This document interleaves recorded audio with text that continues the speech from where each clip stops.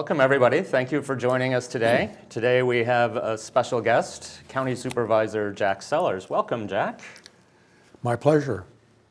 I wanted to start off just a little bit high-level discussion. So in February of 2019, you were appointed to fill a vacancy on the Maricopa County Board of Supervisors, and then you ran for election and won in the November 2020 election, which seems to be a current topic of discussion still. So I was wondering if you'd tell us a little bit about that election and where things stand right now. Well, let me just start by giving all of you a little bit of my background. Some of you already know that I was the facility manager at the General Motors Desert Proving Ground right down the street. So I feel like Queen Creek is sort of one of my homes, even though my house is in Chandler. And I did mention that when I came here this morning, I like to get a feel for what I'm dealing with, particularly when I know we're going to be talking about Prop 400 and the road system around Queen Creek. So I drove across. I started on Ocotillo Road. My house is between Queen Creek Road and Ocotillo Road. And of course, Ocotillo doesn't come through yet, so it sent me up to, well, first of all, MapQuest tried to send me to the 202, and I said, no, that's not what I want to do. So I came across on Ocotillo. It sent me up to Chandler Heights, and so I came in on Chandler Heights. And you know, I come here fairly frequently still, but every time I come in from a different direction, it's phenomenal what's going on in Queen Creek right now. There is so much growth and really impressive quality growth.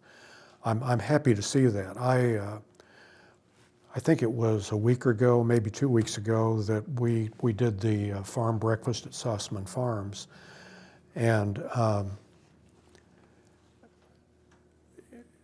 one of the things that fascinates me about that is that with talking with Steve Sussman, you know, even though right across the street from the farm on some of their land or homes being built now, no matter how much money they get from selling land, all they want to talk about is farming.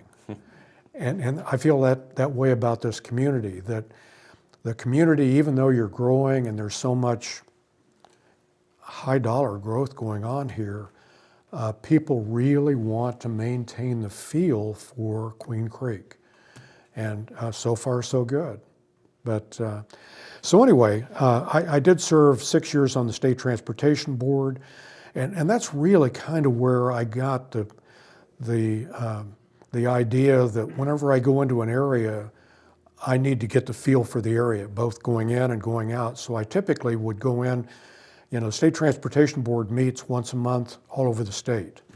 And even though they would offer to fly us to places like Page, I would always drive because I wanted to have a feel for the area and know what people were dealing with from a transportation standpoint. And I even, you know, that's the reason I came here the way I did this morning. It would have been easy to jump on the 202, but I really want to have a feel for the area and kind of understand what you're dealing with.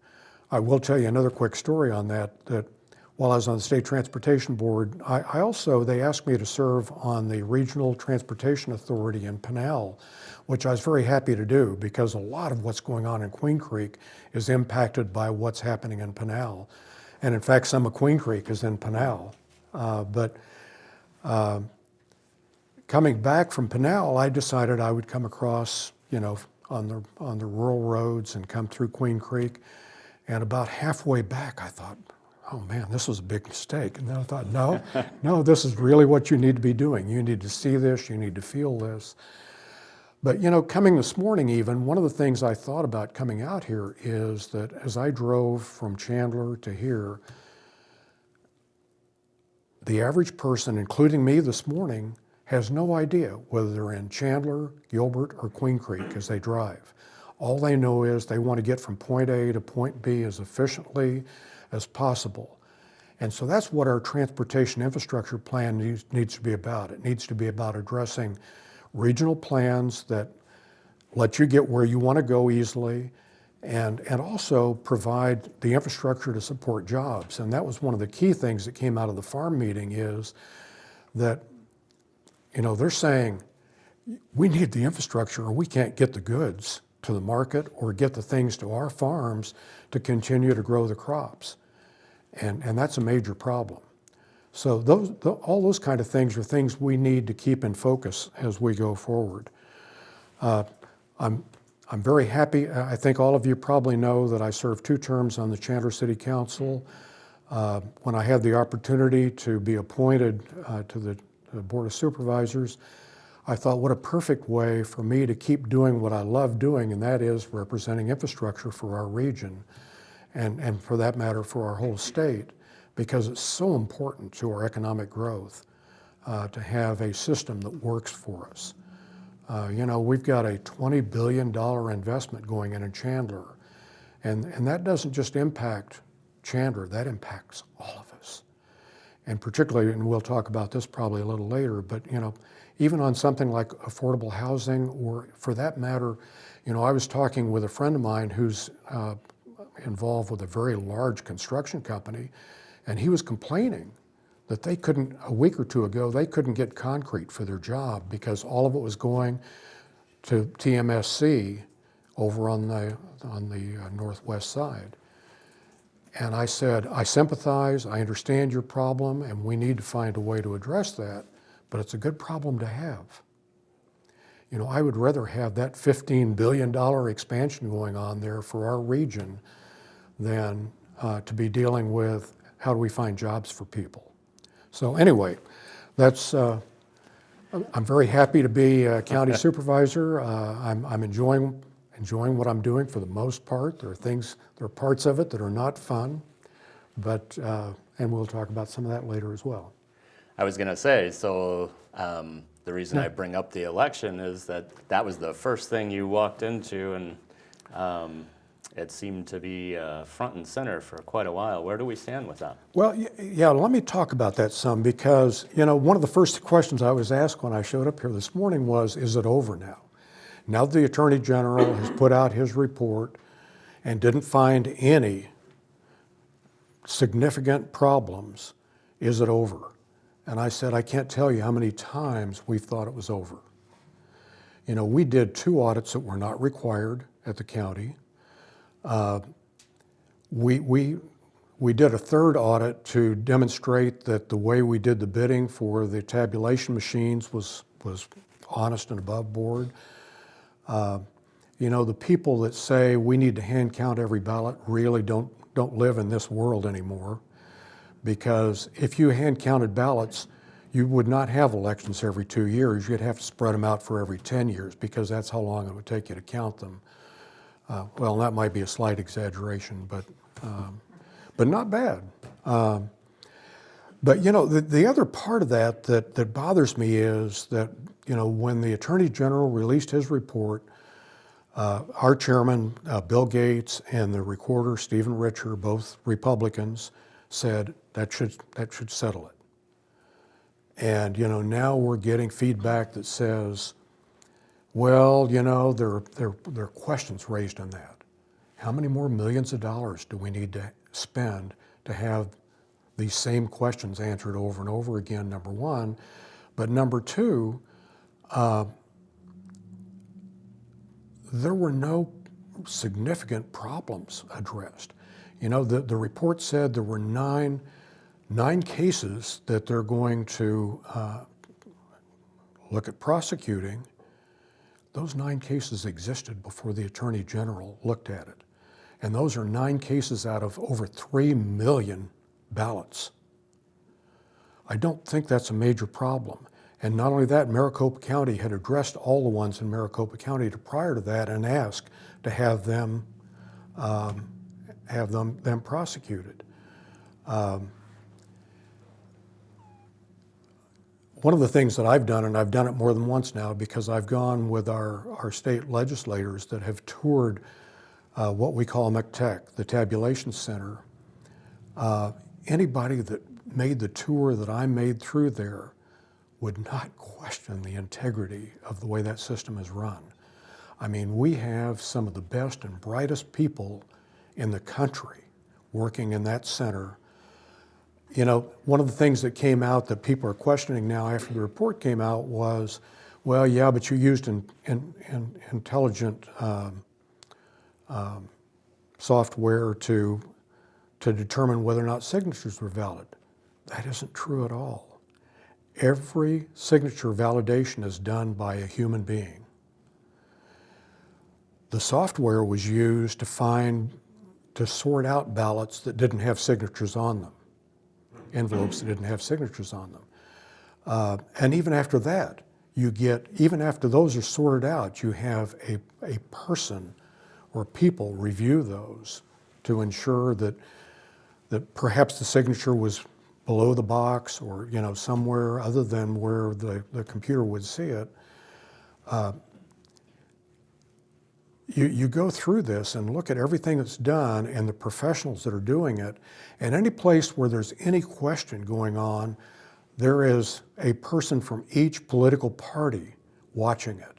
And not only that, everything is on video all the time so that it could be watched by anybody who really felt like they needed to watch that to ensure that it's all above board and safe. So, you know, I'm convinced, and not only that, we won awards from the National Association of Counties for the way we ran the election during a pandemic.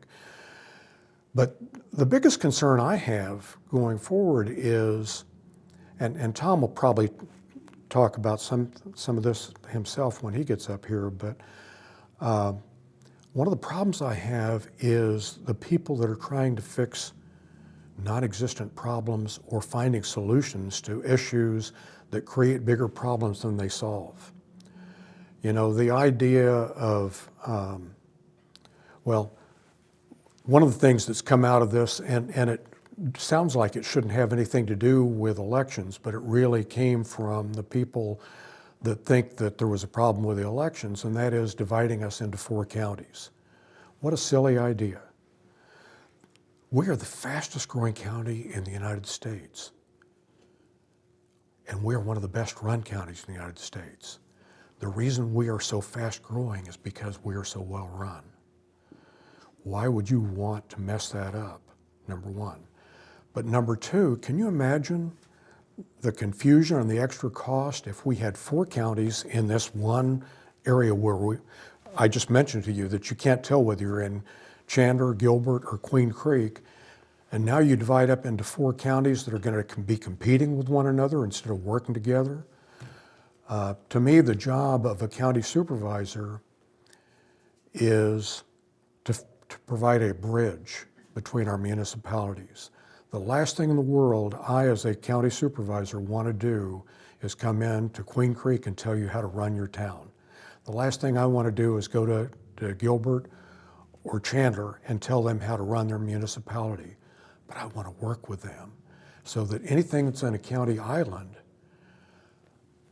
they understand what I'm doing, why I'm doing it, and I provide a bridge between Queen Creek and Gilbert and Chandler and Tempe so that we can all work together for a common purpose and not be fighting with one another.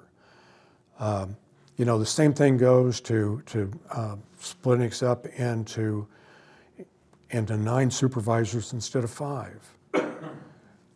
If we had 9 supervisors instead of 5, now you have enough supervisors that they're going to want to come in and tell you how to run Queen Creek, because they won't have enough to do in just providing support for the unincorporated areas and providing a bridge between the communities. You know, the way our system is working now is a good system. It's working well, and we need to try to get back to somewhere normal. You know, if we're going to sustain the quality of life that has attracted companies and people to want to be here, we need to be planning for our future instead of trying to redo our past. Instead of trying to rewrite the 2020 election over and over and over again, we need to be planning for our future. And hopefully we can get to that fairly soon. I've been excited. one of the things I said when Bill Gates took over from me as chairman this year was, I said, I'm so happy now to be able to start working on my own priorities. Because as chairman, I barely got to work on anything that was one of my priorities going into that office. I spent virtually all of my time answering questions that had been answered and over and over and over again. I think that's one of our biggest concerns is... How many hours do we have? Right? I think that's one of our biggest concerns is that the 2020 election is now 2 years past. We got things that need to get done. One of the top, I think, is our transportation issues. And so 25 years ago, we reauthorized Prop 400, which is sales tax, to accelerate the construction of freeways and major access points in Maricopa County. Is that correct? And that's coming up now for sunset. That is correct. And let me talk about that because, your mayor and council have been very involved with the MAG groups. What is MAG? Maricopa Association of Governments. There's a transportation policy committee that really tries to decide these issues, and then there's regional council that ultimately approves the issues.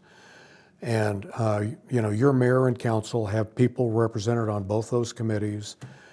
And one of the problems with an organization like Maricopa Association of Governments is, and one of the things that I struggle with, because this isn't the way we operate at the county, but you get too involved at the Maricopa Association of Governments in parochial things where all the different elected officials that are on those committees are all saying, I need to go back and satisfy my constituents before I can vote for this.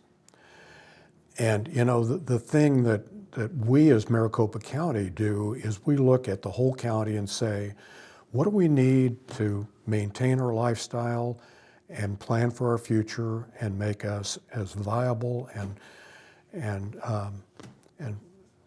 as strong as we can make ourselves. And as I've said at the very beginning, infrastructure doesn't really stop at county lines or municipal lines, or it really provides a system. And the East Valley has done pretty well in Prop 400. We got the Santan Freeway, we got at least the beginnings of State Route 24. We really need to get that completed. Anybody that drives out here knows. And I'll digress a little bit on that because, people keep wanting to call Gateway Airport either Phoenix Mesa Gateway Airport or Mesa Gateway Airport, or as far as I'm concerned, it's Gateway Airport because it belongs to this region. And what they've done there is a game changer for this region. The fact that we have Mexican customs there now means that, and this is a small example, but that means that if somebody in Mexico, anywhere in Mexico, orders something from Amazon, it can go to Gateway Airport and be shipped directly to them. I mean, it's done going through Mexican customs right here. And that's huge. The very thought, and having stuff come the other way as well. The items of produce or things like that may have short expiration dates, it's going to be a huge advantage for us. But particularly on the very high-end things, the stuff that Intel's dealing with and the stuff that some of the support groups for Intel that are coming in here are dealing with, it's going to be a huge advantage. But we really are not currently addressing the infrastructure we need to support this whole area. And so one of the things that I've been frustrated with Prop 400 is that, number one, you and I'll back up a little bit here again, but one of the frustrations I have with Prop 400 is that we are the only county in Arizona that has to have the legislature approve us putting a ballot out to the voters to vote on. All the other counties can do that without any approval. We are 62% of the population, folks. And Mojave and Gila has to tell us when we can put something out for our voters to decide on. We're not going to fix that now because that's a future problem, but it's something that I'm very focused on and something I'm very concerned about. But aside from that then, if the legislature and the folks I just mentioned have to approve what we're going to put on our ballot, all of a sudden they're going to tell us how much transit we can have. They're going to tell us how much we can increase the sales tax or how much we can send out to the voters to approve. If the voters tell us one thing and the legislature tell us something else, all we can send to you to vote on is what they tell us. And one of the hang-ups that they've had with Prop 400 at the legislature this year is fighting over the percentage of that can go for transit. Now, you know, I'm not going to tell you that that we need to be spending a lot more money on light rail, because with autonomous vehicles, I think that fixed rails may be unnecessary going forward. But a metropolitan area this size and with the growth that we're experiencing has to have a viable transit system. It just absolutely does. And that needs to be part of the plan. So anyway, now going back to Prop 400. Prop 400 is how much money? Is it a half cent? It'll be the only thing that the MAG Regional Council felt that we could get approved through the legislature was continuation of the half-cent sales tax. Anything else would be viewed as a tax increase, and as you know, our legislature is opposed to anything that's called a tax increase, even if it would be an increase on the fuel tax, which is a misnomer because there is no fuel tax, it's a user fee. You know, I feel like people should pay for what they use. And, you know, for the people that say, well, yeah, but if you increase the fuel tax, and obviously we're not going to do that with the price of fuel today, but if you increase the fuel tax, that you're penalizing the people on the low end of the right, it's a regressive tax. And I'm saying, fix that problem somewhere else. The truck drivers that are driving on Interstate 8, Interstate 40, and Interstate 10 are saying, we're willing to pay more because the roads right now are tearing up our trucks. Well, their trucks are tearing up our roads, and we're not getting enough money from what they're paying for fuel tax to fix them. There is not enough money statewide to pay for maintenance of our road system today. So that's a whole nother problem. But anyway, where was I? 400, so that was actually a segue right there, is that we don't have enough money to build roadways. We can only maintain, so we tax ourselves in Maricopa County so that we can build roadways and maintain them. Well, you know, that's one of the things I've been fighting all along is theoretically the half-cent sales tax would only be for capital projects. And I have been fighting with MAG saying, well, but you know, maintenance in our local freeways is not happening. We need to have some money set aside to do that. And I keep saying, don't relieve the legislature of their responsibility. The state needs to pay for maintenance of the roads that are paid for with the sales tax money, which is for capital projects. One way we got around that on the South Mountain Freeway was that is a design, build, maintain road system. It's a great idea because now you put the pressure on the people building the road to do it exactly right because they're going to have to maintain it. So that's a good idea, but I still feel like the people using that system should be the people paying for it, not everybody. You know, you have to put a system in before you can have the users to pay for it. So that's the reason you need to have a capital fund that can do that. But again, I'm getting sidetracked, but you can tell where my passion is. Now, with Prop 400, you know, because of people fighting for different areas and saying we've got to have this, this, and this before we can get it approved, we can get frustrated out here saying, well, are we getting enough money out here for our share of this? Well, in all honesty, we've done very well out of Prop 400. The extension of Prop 400 doesn't have as much percentage concentrated out here as the other. But so my goal is we just had a major bill passed by the federal government called the Bipartisan Infrastructure Law. And I'm working very closely because I consider myself in these issues to be nonpartisan. I've been working very closely with our federal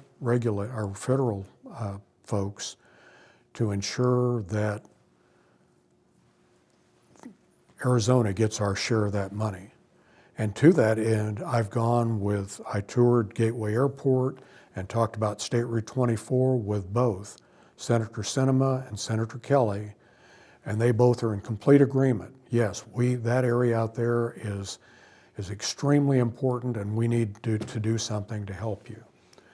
So I'm working as hard as I can to get money from that even if that money from the federal law doesn't come into our projects, it can help with projects that will free up money to help us get these projects done. We really need to get State Route 24 done.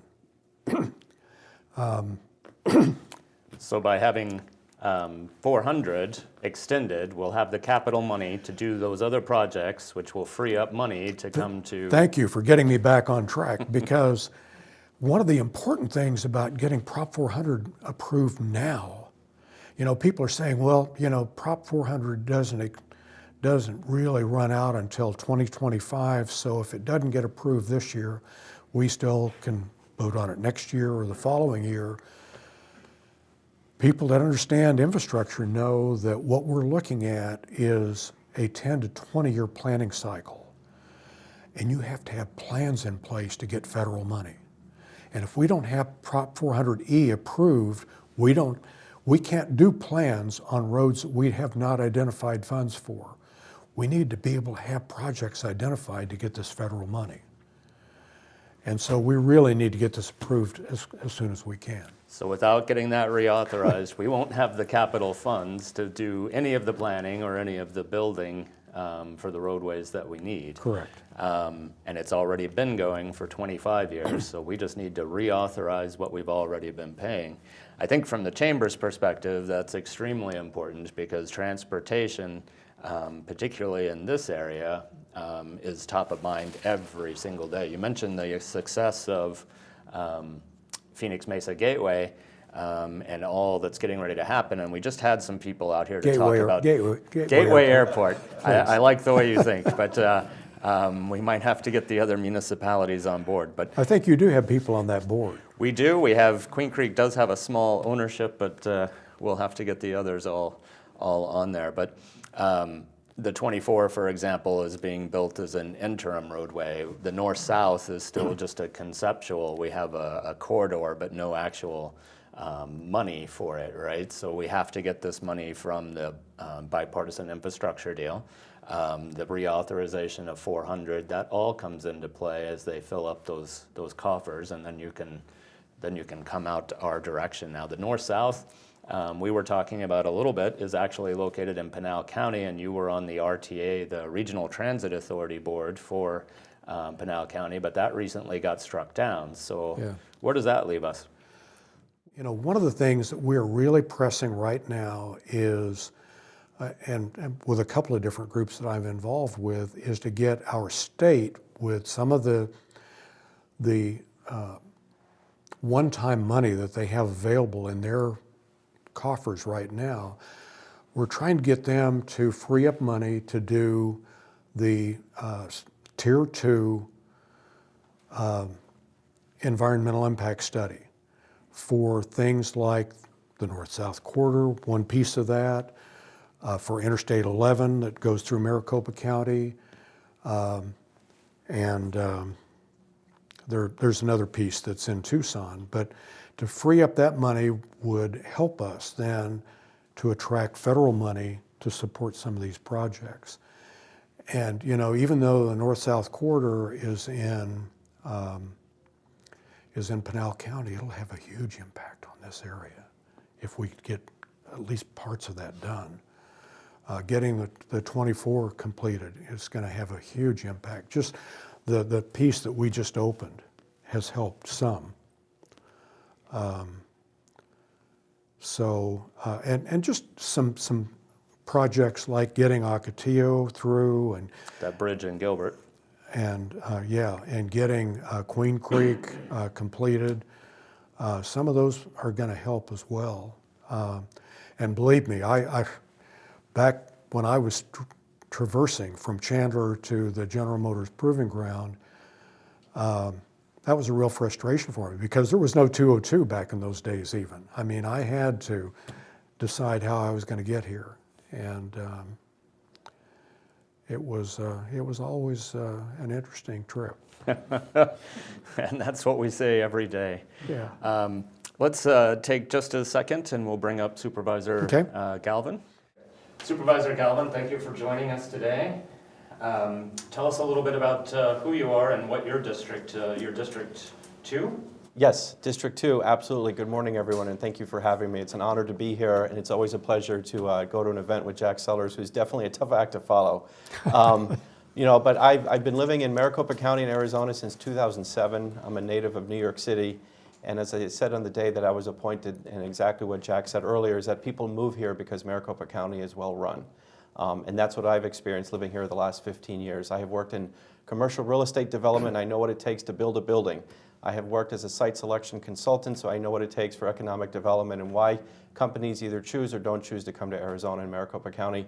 And I'm also right now a practicing attorney, and I'm a land use and water attorney. So I have really dealt with all of the issues that we are facing right now here in Maricopa County and the state of Arizona, particularly about economic development, growth, housing, the cost of housing, how do we plan for growth, and obviously with all the pressing water issues that we have right now, including the drought, climate change, and the issues regarding the Colorado River. And obviously, municipalities like Queen Creek are having to plan ahead for growth and also to plan ahead for how to acquire water resources. So those are issues that I'm particularly interested in. Now, obviously, since I got appointed in December, which is only 4 months ago, but feels like a long time ago, we have to deal with what I call distractions, especially the 2020 election. And when I was appointed, and I've said this even before I was appointed, that I believe that Maricopa County is actually the gold standard for how to run and conduct elections. And what is distressing for me and disappointing is to see how folks here in Arizona have trashed Maricopa County and how it conducts elections instead of holding it up as the paragon of what an election should be and how it should be conducted. And I think that's really a shame because the whole country is just hearing criticism and negativity about how Maricopa County runs elections. But frankly, I feel that most people, the vast majority of people in Maricopa County actually do believe that elections here are run well, and by virtue of the fact is that so many people vote by mail. I think 80 or 90% of the folks here in Maricopa County vote by mail. I'm very distressed to see that there's measures to ban mail-in voting. I think that this is something that's very popular, it's been done very well, and obviously there are just frankly just a lot of lies and misrepresentations about how the elections here are conducted. So I am worried about the 2022 election, and that's why I think it's important for all 5 supervisors to continue working together to hold steadfast because there's so many other important issues that I think are more important for people here in Queen Creek. Well, thank you for that. Both of you, we have just a couple of minutes before we open up for questions, but both of you have mentioned at some point you've touched on affordable housing. Homelessness is an increasing problem in the county, and there was just a shocking stat out that said that homelessness may have increased up to 33% in the last 6 months.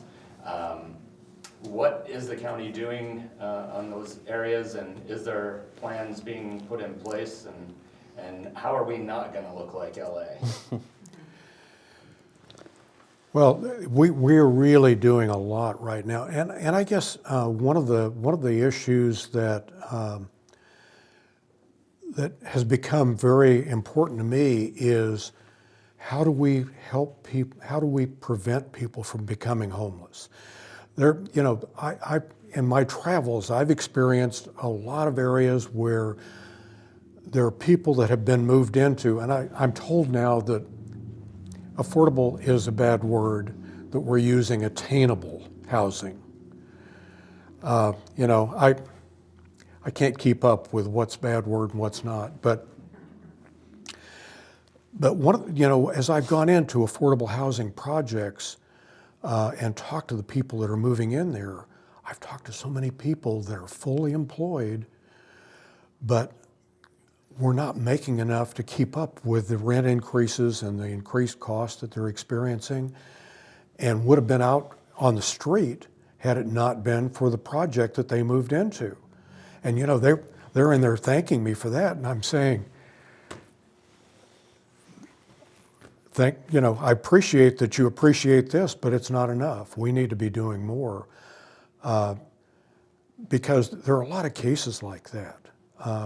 Gosh, you know, I can't help but remember one of the talks that I heard at a chamber function somewhere a while ago was Senator Sinema talking about when she was growing up, her and her mom lived in a car for a while. And, you know, somehow or another, they got enough help to get them past that. And we need to be doing more of trying to ensure that people that really should not be living on the street are not living on the street.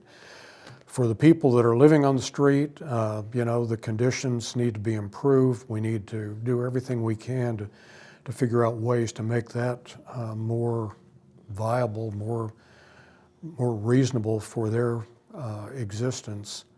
But it's a huge problem, you know, and that's something that, again, as in Maricopa County, we're just trying to bring together all the different groups that are working on this so that we're all working together, so that we don't have different factions trying to do different things. You know, and I'll make a point on one affordable or attainable housing project that's going to be built in Chandler soon. It's on a county island. But going back to something I said very early on here is, I don't go and tell Queen Creek or Chandler or Gilbert how to run their municipalities. And if there's a county island that is surrounded by Queen Creek or by Chandler, I'm not going to go in there and say, we're going to do this whether you like it or not. I'm going to go in there and say, this is going to become part of your municipality. What do you want me to do with this? But to me, it makes sense. Let's find a way to make it happen. And if they still say, nope, no way, then I'll back away from it. But if they say, oh, let's work together and get this done, then I'll do it. So we have a lot of work to do. Maricopa County, and I don't remember dollars offhand, but we have really directed a lot of the funds that we've had available towards affordable housing projects or towards trying to help with the homeless issue. And you know, a lot of that has been directed towards municipalities to try to help them with things they already have in place. And I just want to quickly add that obviously homelessness is a complicated issue, but you know, the county just announced this week several projects that they're doing to help people.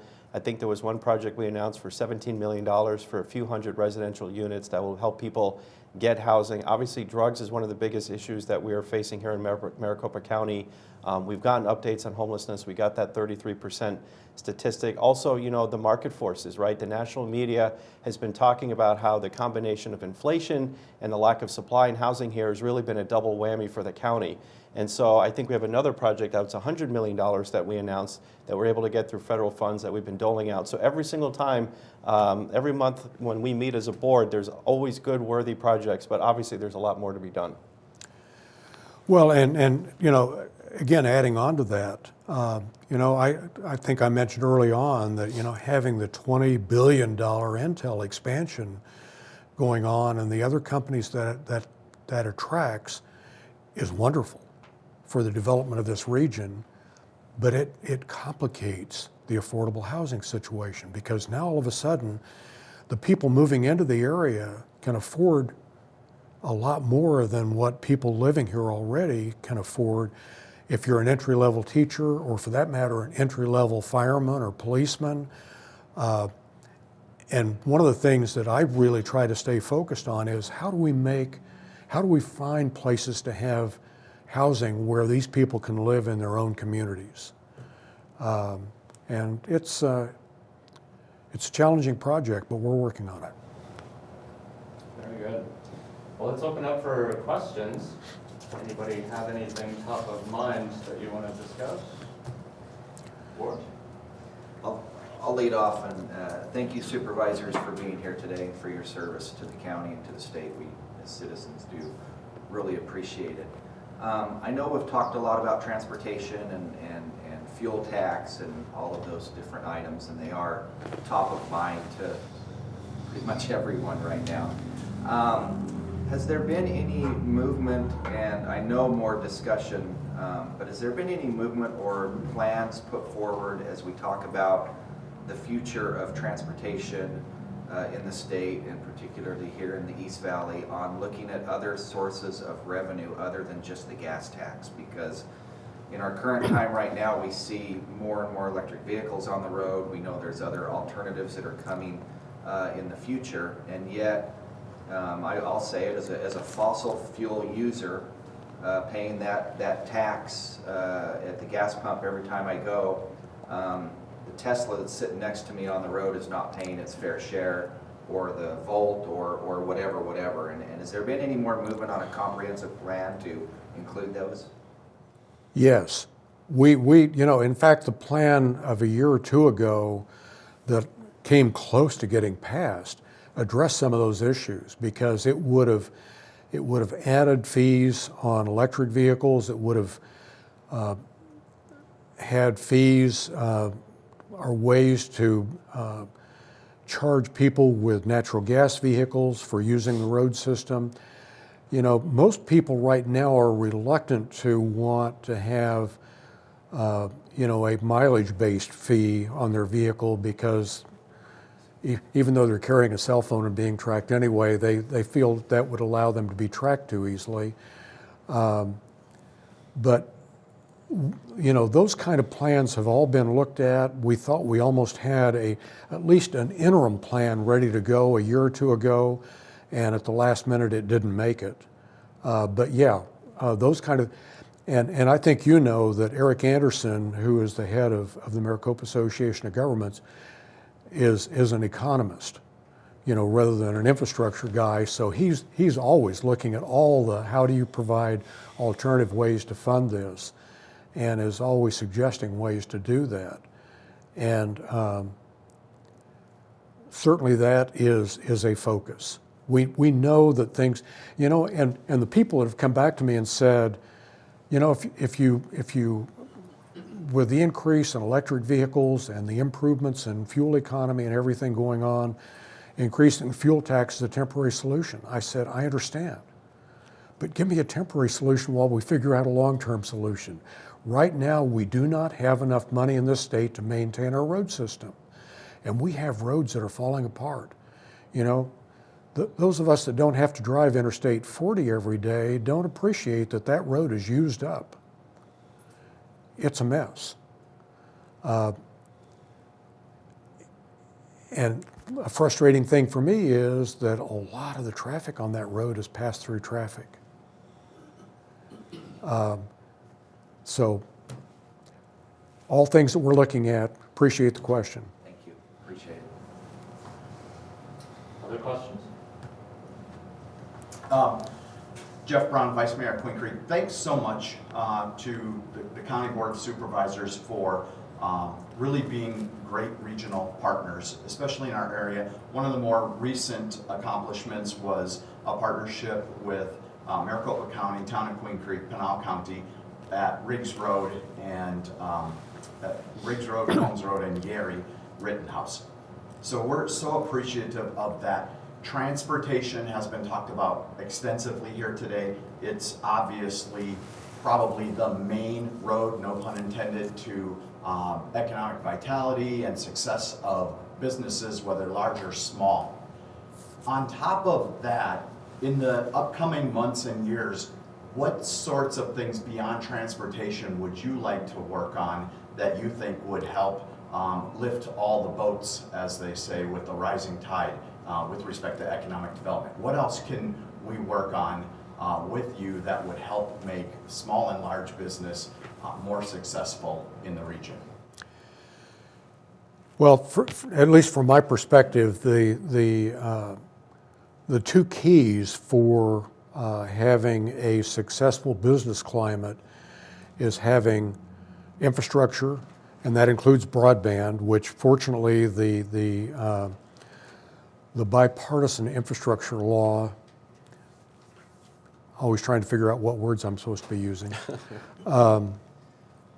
includes a lot of money for broadband as well as for transit, specifically for transit. And I think everybody knows that the move towards autonomous vehicles is going to make our systems much safer, but it's also going to change the way we do things to a large extent. Perhaps, not immediately, but perhaps sooner than a lot of people think. I don't have it now, but in presentations I made for a long time, I used one of Bob Worsley's slides that showed a rear view mirror on a vehicle, and it says, warning, autonomous vehicles are closer than they appear. But one of the other thing, and the other key to the success of the business climate is education and having an educated workforce. We're not as deeply involved in that, or at least I'm not, as with the transportation issue, but we can't lose focus of that either. The other thing I'll mention quickly is when you talk about partnerships, one of the largest parks in Maricopa County is Santan Park, and guess what? It's in Pinal. But we own the land. And one of the things I've worked with Pinal on for as long as I've been involved with the county is how can they take over that park? But if they do it, it has to be an agreement that says we still have all the same rights for Queen Creek and the other people in this part of Maricopa County. It still has to be at least partly our park. I just want to add that I agree with a lot of what Jack said. And first of all, Vice Mayor, thank you for your service and what you're doing for the town. But also, I think it takes above all approach, it's transportation, it's workforce development, it's taxes, it's a competitive business environment, investing in schools, making sure that our kids, when they graduate, they want to stay here, and making sure that companies want to come here because there are people coming out with skills. I think another good thing that we have to think about is planning as a region, right? A lot of people think, oh, we got to be parochial, we got to be territorial. It's not going to work, right? The East Valley has been succeeding because all of the cities and towns have been working together in a cooperative fashion. And I think that's what the board also represents, that we look at the whole county in a holistic way. And I think we have to continue doing that. I think one of the pressures we're going to feel is on water, right? I think there's already fights going on regarding, rural versus urban interests, municipal versus industrial, office. There's obviously going to be challenges on water, but it's going to take, people checking their egos at the door, checking, selfish interests or short-term interests, because we have to plan long-term. We have to recognize that we have a problem here with the Colorado River. We have a problem with water resources and access. I think we just need to be more flexible in how we're able to apportion water around the state and have to be a lot more cooperative, because frankly, if there's water issues, then all these other things that we talk about that are really exciting and interesting, such as bringing in businesses here to the state, is just not going to happen. And I do think, these are a lot of balls to juggle, but it's going to really take the quality of people that are either stakeholders, elected officials, working in various agencies, all working together to make sure that we're all headed in the same direction. And I have to tell you that I love having Tom Galvin on the Board of Supervisors, because now when people ask me questions about water, I say, you need to talk to Supervisor Galvin. Any other questions? I have a comment. Thank you for being here today, for your support of the chamber, and for your service. I think you do Maricopa County does an outstanding job with elections. And I am very excited about Chicanos por la Causa's announcement yesterday about that 10 million investment to get people educated on elections and getting them out to vote. So I think that's a wonderful initiative by them, and I hope that it's going to help in the next elections. And also, I have a quick question about the housing issues. Is there, or are mental health issues and rehab being considered as part of the planning for the housing programs? Is that like a key element with housing issues and programs? Yeah, absolutely. I think obviously mental health, is a critical problem that we have, not just in Maricopa County, but throughout the country. I think the United States, frankly, I think has been really lacking and not doing a good job of taking care of people with mental health issues. I think a lot of those problems where we don't address mental health then kind of bleed into other areas of society, including crime and safety and people's perception of whether or not your city or your county is safe. I think the county has done a really good job of taking that serious. I also think that cities recognize that it's a serious problem, but it takes resources, it takes attention. It's a very difficult subject to kind of grapple. There are so many different types of stakeholders and advocacy groups that are out there that we respect really very much, but I think that is an issue that also needs a lot more attention, right? People like to talk about elections. They like to talk about different things that will grab the news at 10 o'clock at night, but frankly, mental health is an underreported, underserved issue. So yeah, thank you for highlighting that. Well, and certainly that, is another area that we have been focused on is with the Maricopa County Attorney's Office, criminal justice reform. Because you don't want to have a person incarcerated if their problem is a psychological problem rather than a criminal problem. Because you may be just making their problem worse rather than helping them get past it. And another thing I want to point out is that Maricopa County also is a public health agency. We have the Maricopa County Health Board. We're the third largest public health agency in the country. So these are issues that come across our desk all the time. Yeah, I try not to talk about that too much because the first recall effort against me was because of our mask requirement. Other questions? No? All right, well, we'd like to thank our sponsors, SRP, today, and thank you to Supervisor Sellers and Galvin for joining us. Thank you all for being here. Thank you. Thank you.